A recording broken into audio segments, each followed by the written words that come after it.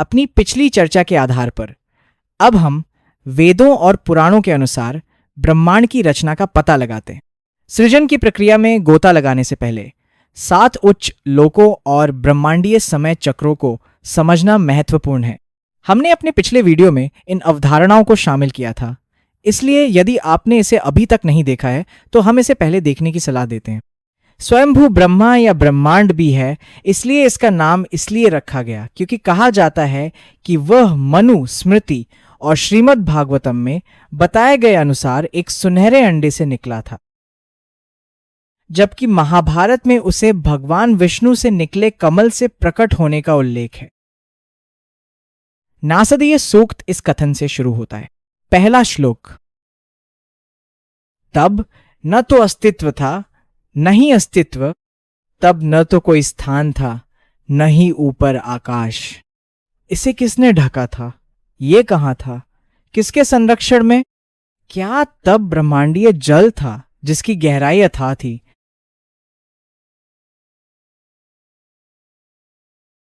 नासदीय सूक्त सृष्टि से पहले अस्तित्व पर विचार करता है। न आकाश, न वायु, न जल, कुछ था या नहीं था। फिर भी कोई नहीं कह सकता कि ये क्या, कहां या कैसे ढका हुआ था। बिग बैंग थ्योरी कहती है कि विलक्षणता या सिंगुलैरिटी की स्थिति अनंत घनत्व का एक अज्ञात क्षेत्र, ब्लैक होल के रहस्यमय कोर की तरह। भौतिकी में सिंगुलैरिटी स्पेस टाइम में एक बिंदु है जहां किसी खगोलीय पिंड का गुरुत्वाकर्षण, ग्रेविटेशनल क्षेत्र और घनत्व अनंत, इन इंग्लिश इन्फिनिट डेंसिटी होता है। इसका मतलब है कि अंतरिक्ष और समय अब सामान्य रूप से काम नहीं करते हैं। जब कोई आकाशगंगा या विशाल तारा ब्लैक होल में गिरता है तो यह पदार्थ को अत्यधिक घनत्व तक संपीड़ित करता है। कुछ अन्य सिद्धांत प्रस्तावित करते हैं कि ब्लैक होल द्वारा अवशोषित पदार्थ को संग्रहित किया जा सकता है या किसी अन्य ब्रह्मांड या भविष्य के ब्रह्मांडीय चक्र में भी भेजा जा सकता है, जबकि पारंपरिक बिग बैंग थ्योरी ब्रह्मांड को एक सिंगुलैरिटी से उत्पन्न होने और बाहर की ओर विस्तार करने के रूप में वर्णित करती है। कुछ सिद्धांत सुझाव देते हैं कि ब्लैक होल ब्रह्मांडीय चक्र में भूमिका निभा सकते हैं। बिग बैंग थ्योरी ब्रह्मांड के सबसे पहले निर्माण की व्याख्या नहीं करती है। बिग बैंग पिछले ब्रह्मांड के अवशेषों से उभरता है। यह ब्रह्मांड के अस्तित्व के बाद ही लागू होता है, विशेष रूप से सितारों और आकाशगंगाओं के जीवन चक्र पर, जिसमें उनकी मृत्यु और पुनर्जन्म शामिल है। क्रिएशन सृजन से पहले एक गहरे अथाह शून्य का विचार आधुनिक ब्रह्मांड विज्ञान के साथ समानता रखता है, जहां प्रारंभिक ब्रह्मांड विस्तार से पहले एक सिंगुलैरिटी या क्वांटम उतार चढ़ाव था। वेदों में ब्रह्मांडीय जल का संदर्भ अस्तित्व की आदिम अवस्था का वर्णन करने का एक काव्यात्मक और दार्शनिक तरीका है। दूसरा श्लोक, तब न तो मृत्यु थी और न ही अमृता, दिन रात से अलग नहीं था। वह जो अंतर्निहित शक्ति के साथ हवा रहित सांस लेता था, इसलिए तब वह एक था और कोई दूसरा नहीं था। नासदीय सूक्त में कहा गया है कि सृष्टि से पहले जीवन और मृत्यु की अवधारणाएं अस्तित्व में नहीं थीं। जन्म और क्षय का कोई चक्र नहीं था। प्रकाश और अंधकार का कोई विभाजन नहीं था। समय को चिह्नित करने के लिए कोई खगोलीय पिंड नहीं थे। यह एक विलक्षण स्वयं अस्तित्व वाली शक्ति को संदर्भित करता है जो भौतिक वास्तविकता से परे अस्तित्व में थी, जो हवा जैसे बाहरी तत्वों के बिना खुद को बनाए रखती थी। केवल यह आदिम इकाई या शक्ति ही अस्तित्व में थी, इसके साथ कुछ भी नहीं था।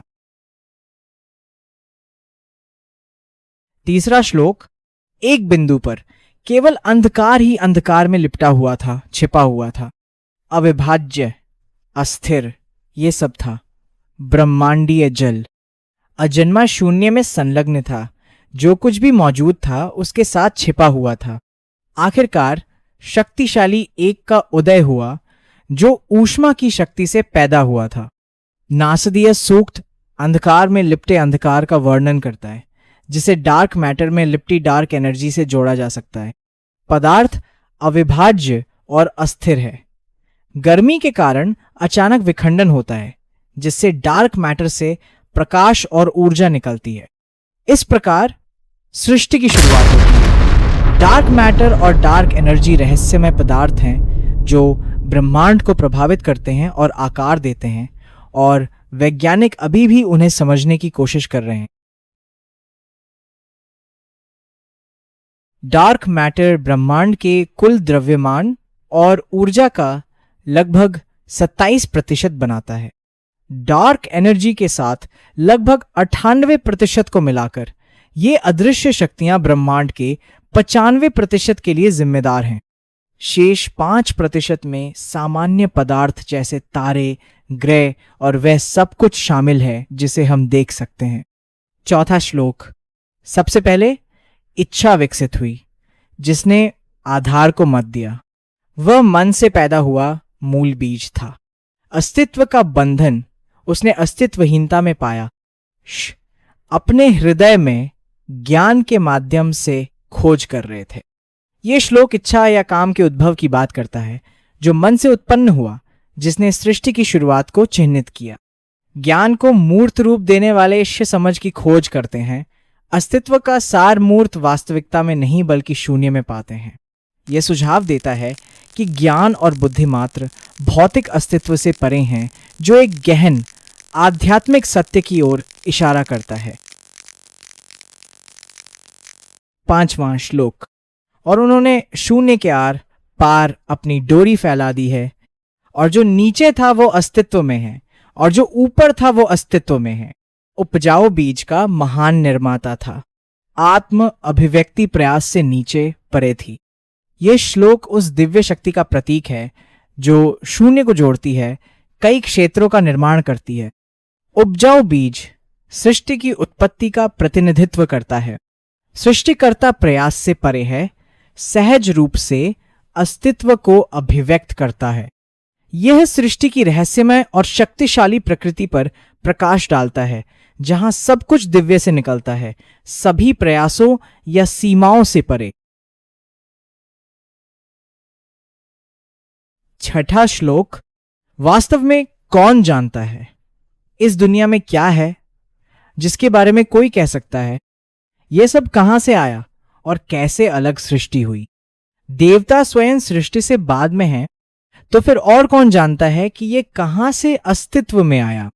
यह श्लोक सृष्टि के परम रहस्य को दर्शाता है।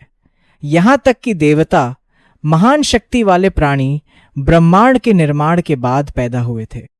यह अस्तित्व की उत्पत्ति पर ही सवाल उठाता है, यह स्वीकार करते हुए कि कोई भी दिव्य या नश्वर वास्तव में यह नहीं जान सकता कि सृष्टि कैसे या कहां से शुरू हुई।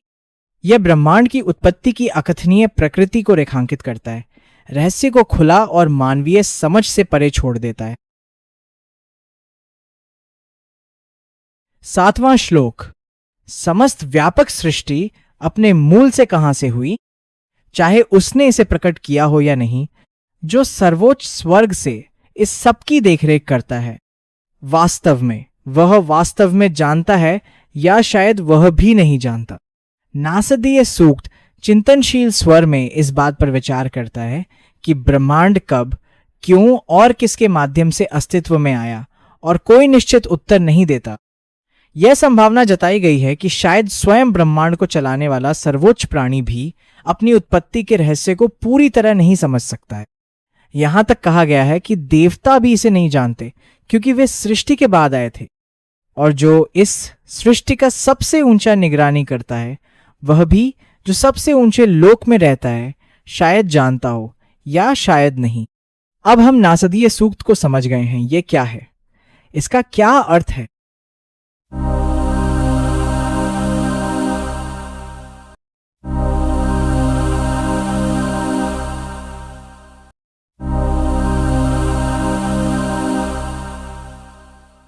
अगला है ऋग्वेद से हिरण्य गर्भ या स्वर्ण गर्भ। हिरण्यगर्भ सूक्त यह घोषित करता है कि सार्वभौमिक चेतना ने स्वयं को प्रारंभ से ही सृष्टिकर्ता के रूप में प्रकट किया, जो संपूर्ण ब्रह्मांड को यहां तक कि अपनी ही पूर्णता को समेटे हुए है। यह प्रकट रूप संपूर्ण सृष्टि के परम ज्ञान का प्रतीक है। हिरण्यगर्भ वैदिक दर्शन में एक प्रमुख अवधारणा है जिसे अक्सर स्वर्ण गर्भ या स्वर्ण अंडा के रूप में संदर्भित किया जाता है। यह आदिम स्रोत या ब्रह्मांडीय बीज का प्रतिनिधित्व करता है जिससे ब्रह्मांड की उत्पत्ति हुई है।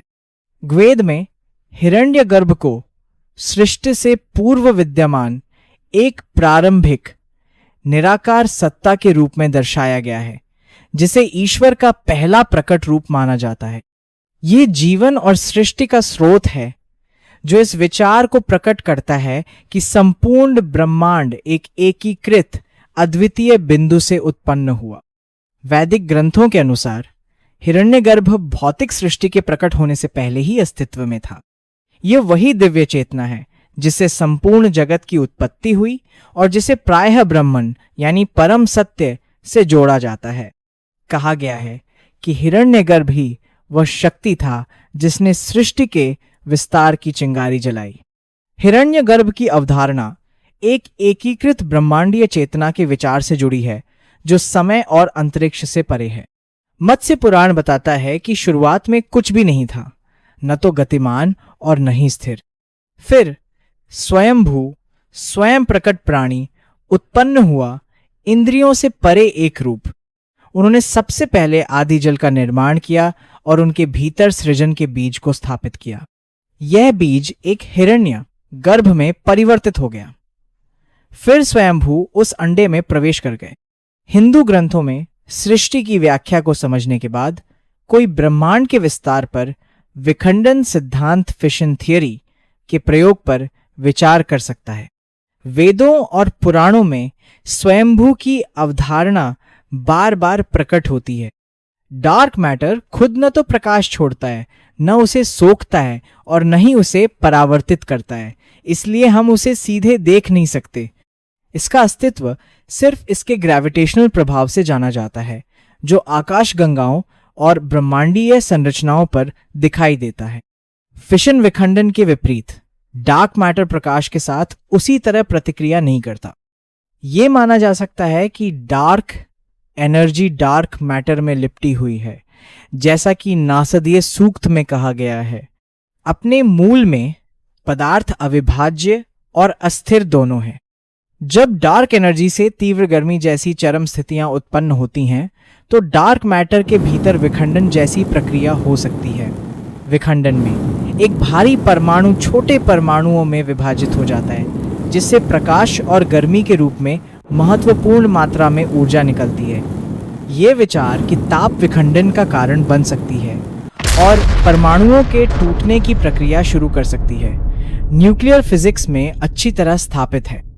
विखंडन की स्थिति में एक परमाणु टूटकर छोटे और अधिक स्थिर टुकड़ों में बंट जाता है और इस प्रक्रिया में ऊर्जा मुक्त होती है। यही सिद्धांत न्यूक्लियर रिएक्टरों और परमाणु बमों के पीछे काम करता है। विखंडन के बाद यदि तापमान और दबाव पर्याप्त रूप से अधिक हों, जैसे कि तारों के केंद्र कोर में होते हैं, तो संलयन इंग्लिश फ्यूजन की प्रक्रिया हो सकती है। संलयन फ्यूजन वह प्रक्रिया है जिसमें दो हल्के परमाणु नाभिक, आमतौर पर हाइड्रोजन के आइसोटोप्स, आपस में मिलकर एक भारी नाभिक बनाते हैं। इस प्रक्रिया में विखंडन फिशन की तुलना में कहीं अधिक ऊर्जा उत्पन्न होती है। ये बात उस सोच से मिलती है जिसमें एक स्वयं उत्पन्न होने वाली शक्ति सबसे पहले स्वर्ण बीज बनाती है जो फिर ब्रह्मांडीय अंडे में प्रवेश करता है। जैसे फिशन पहले होता है और उसके बाद फ्यूजन होता है, वैसे ही ब्रह्मांड का विस्तार भी चरणों में होता है। पहले एक तेज ऊर्जा विस्फोट की तरह, फिर धीरे धीरे फैलने वाली और स्थिर प्रक्रिया की तरह। ऊष्मा ही प्रेरक शक्ति है जो फिशन को प्रज्वलित करती है, जो बदले में फ्यूजन की ओर ले जाती है, जिससे विस्तार और सृजन जारी रहता है। ये उसी ब्रह्मांडीय चक्र का प्रतिबिंब है जहां एक आदि बीज से संपूर्ण सृष्टि उत्पन्न होती है, जैसे कि एक प्रारंभिक बिंदु सिंगुलैरिटी से पूरा ब्रह्मांड विशाल संरचनाओं में बदल जाता है। ऋग्वेद के मंत्र में हिरण्य गर्भ को ब्रह्मांडीय अंडे के रूप में वर्णित किया गया है जो सब कुछ युक्त जल से पैदा हुआ था। जिससे 4 कुमार स्वयंभू, मनु और प्रजापति उत्पन्न हुए। फिर उसने मन, इच्छा और ऊष्मा की रचना की। प्रजापति ने वाच के साथ, जो वाणी, ज्ञान और सृजन की देवी हैं, ब्रह्मांड की रचना की। यही से सृष्टि का आरंभ हुआ और विभिन्न लोकों की स्थापना धर्म के आधार पर की गई। धन्यवाद। हमारे वर्तमान वीडियो में हम ऋग्वेद के माध्यम से हिंदू ब्रह्मांड विज्ञान को डिकोड करके सृष्टि की अवधारणा का पता लगाते हैं। हमारा अगला वीडियो गायत्री मंत्र के सवितुर पर केंद्रित होगा तथा इसके गहन महत्व और गहरे अर्थों पर प्रकाश डालेगा। Thanks for watching. आपकी सपोर्ट हमें और बेहतर जानकारी लाने के लिए प्रेरित करती है। लाइक करें, शेयर करें और सब्सक्राइब करना न भूलें। फिर मिलेंगे अगले वीडियो में।